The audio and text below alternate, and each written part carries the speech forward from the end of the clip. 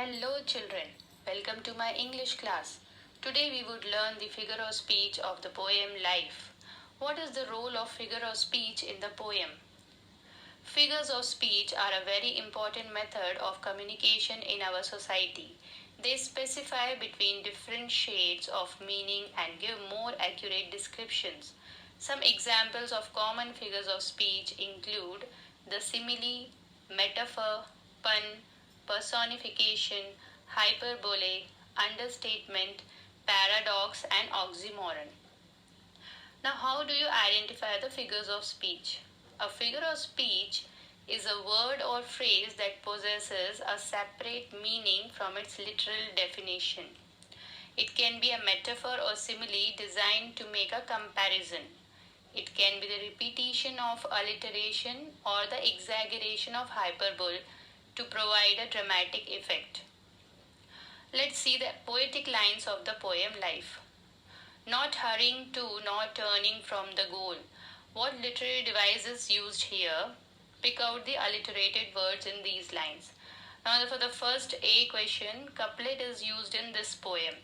A couplet is two lines of words that are joined by a rhyme. Now, hurrying, nor turning. There is a rhyming. Now, couplet in detail, if we understand, a couplet is a successive pair of lines in a poem. Couplets are either closed, which is to say that both lines are end or stopped, or open, which is to say that there is enjambment involved and the meaning of the line runs on past the end of the line. Example, double, double, toil and trouble, fire burn and cauldron bubble. These famous lines are an epic example of a rhyming couplet. The second question they have asked is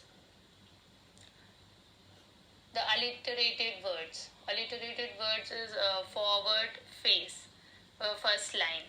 Not, nor is the second line. So here we can find out there in alliteration there is a repetition of the letters. That's why. So here we can understand in detail alliteration in prosody, the repetition of consonant sounds at the beginning of words or stressed syllables.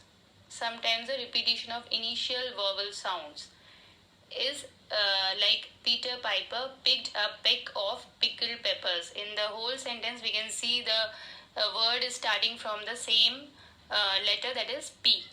And here we can find the stressed syllables are P and pi.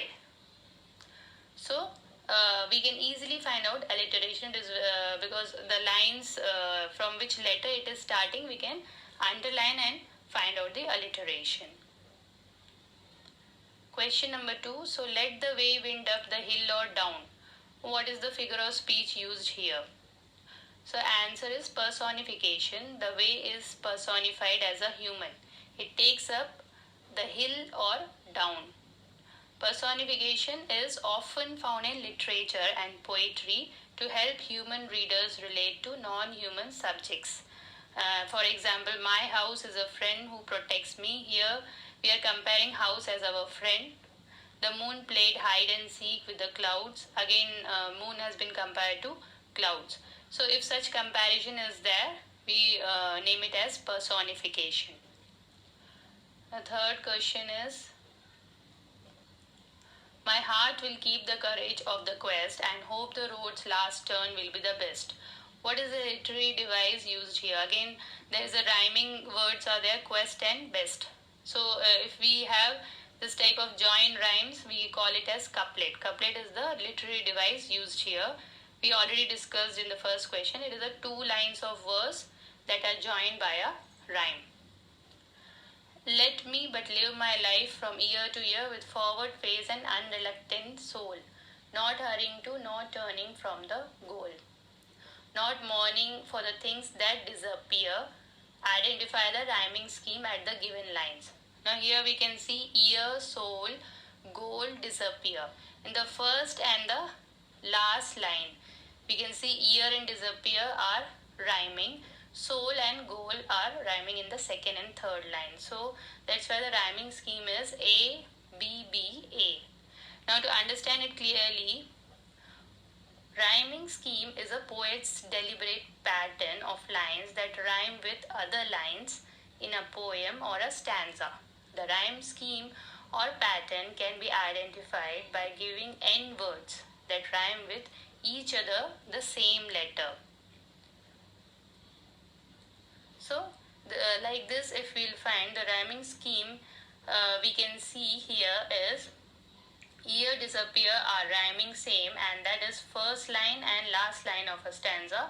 So it is A's rhyme, and the second line rhymes with the third line, so it's B's rhymes. Therefore, the rhyming scheme is A, B, B, A. Hope you all have understood the poetic devices of this poem. We'll meet you in my next class. Thank you.